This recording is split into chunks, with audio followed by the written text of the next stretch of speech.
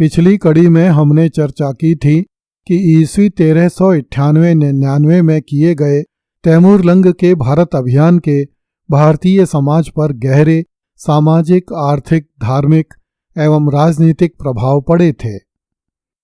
उसके इस अभियान के कारण भारत की केंद्रीय शक्ति का पराभव हो गया।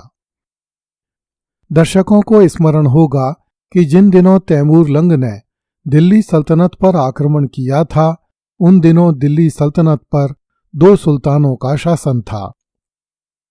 मरहूम सुल्तान फिरोज शाह तुगलक का एक पोता नासिरुद्दीन महमूद दिल्ली में अपना दरबार लगाता था, तो फिरोज शाह तुगलक का एक अन्य पोता नसरत खां फिरोजाबाद में अपना दरबार लगाता था। दिल्ली सल्तनत के दोनों सुल्तानों में से किसी में इतनी शक्ति नहीं थी कि वह तैमूर लंग का सामना करे, किंतु जब तैमूर पंजाब से सीधा दिल्ली आ धमका तो नासिरुद्दीन महमूद को तैमूर से युद्ध करना पड़ा, किंतु नासिरुद्दीन महमूद हार कर गुजरात भाग गया। जब तैमूर लंग दिल्ली को तहस नहस करके मेरठ होता हुआ हरिद्वार की तरफ चला गया, तो नसरत शाह फिरोजाबाद से दिल्ली आ गया और अपना दरबार दिल्ली में लगाने लगा।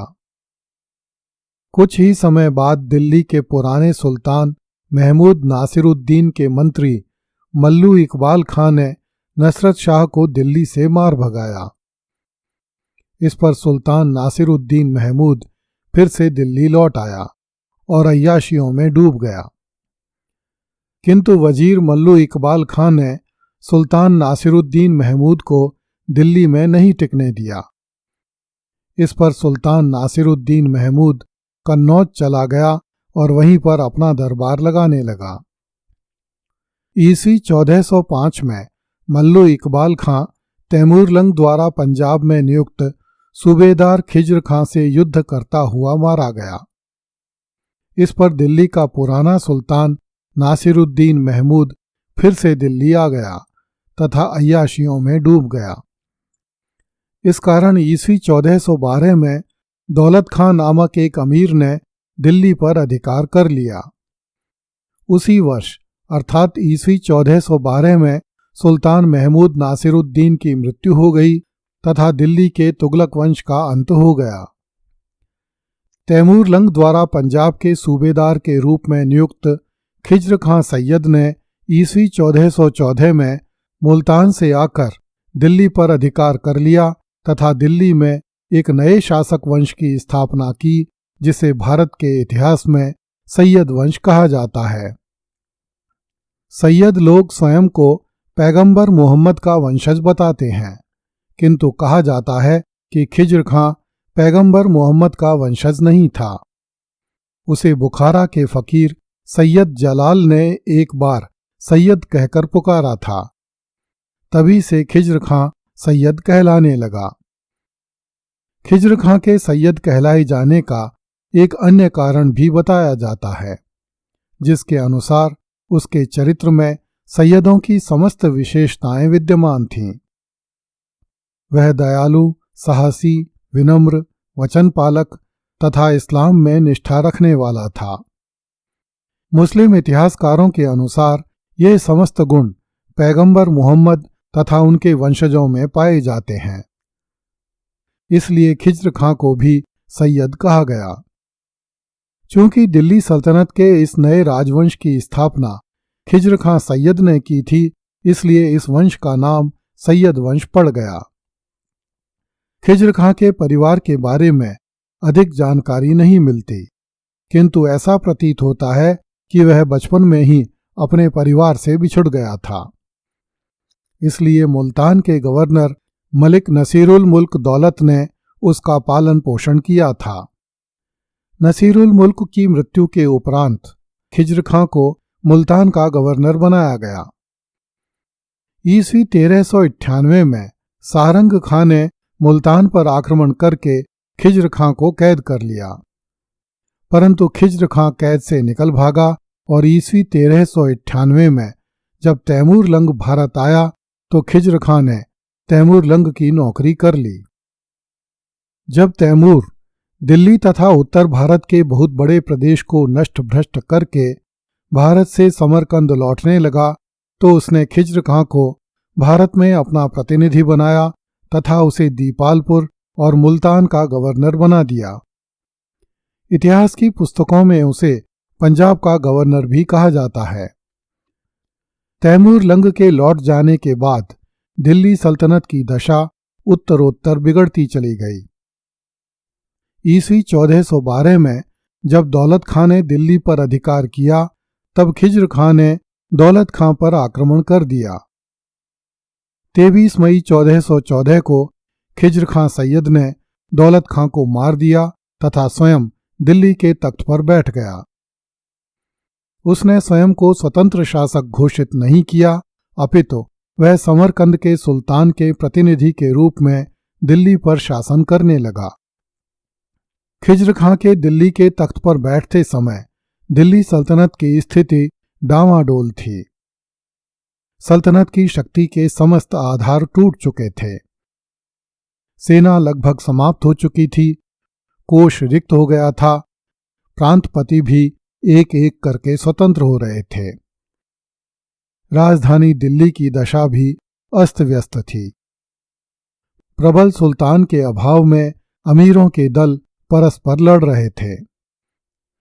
दोआब में विद्रोह की आग भड़क रही थी और हिंदू सरदार सल्तनत को कर देना बंद कर रहे थे।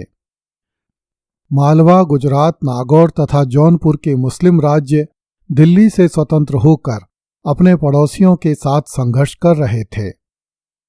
कुछ गवर्नर तो दिल्ली सल्तनत की सीमाओं में भी धावा बोल देते थे।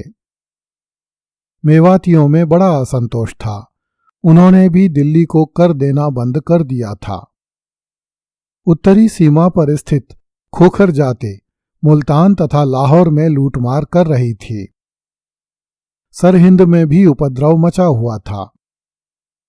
इस प्रकार दिल्ली सल्तनत पूरी तरह डांवाडोल एवं छिन्न भिन्न थी। इन्हीं परिस्थितियों में खिज्र खां ने दिल्ली सल्तनत का शासन अपने हाथों में लिया। खिज्र खां ने सल्तनत में शांति तथा सुव्यवस्था स्थापित करने का प्रयत्न किया। उसने अपने अधिकार वाले पंजाब को पुनः दिल्ली से मिलाकर सल्तनत को फिर से संगठित करने का कार्य आरंभ किया। खिज्र खां मुल्तान तथा दोआब के विद्रोहों को दबाने में भी सफल रहा। दोआब में कटेहर का विद्रोह बड़ा भयानक था। इस विद्रोह को दबाने के लिए खिज्र खां को 4 बार सेनाएं भेजनी पड़ी।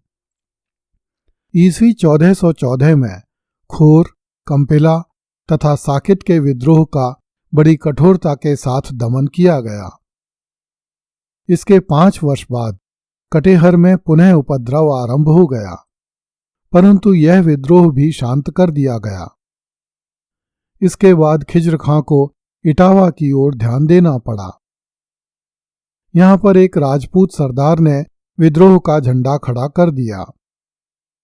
विद्रोहियों को सल्तनत की सेना द्वारा चारों ओर से घेर लिया गया और उन्हें दिल्ली सल्तनत के आधिपत्य को स्वीकार करने के लिए बाध्य किया गया। दोआब में शांति स्थापित करने के लिए खिज्र खां को कई बार सेनाएं भेजनी पड़ी। पंजाब में स्थायी शांति स्थापित नहीं की जा सकी। ईस्वी 1417 में मलिक तुर्कान नामक एक अमीर ने सरहिंद को घेर लिया, परंतु उसे परास्त करके दिल्ली के अधीन किया गया। इसके 2 वर्ष बाद ईस्वी 1419 में सरंग खां ने विद्रोह का झंडा खड़ा किया, परंतु अंत में वह भी परास्त कर दिया गया। ईस्वी 1421 में खिज्र खां मेवात के अभियान पर गया। वहां उसने विद्रोहियों के एक दल को नष्ट किया। इसके बाद सुल्तान खिज्र खां ग्वालियर की ओर गया।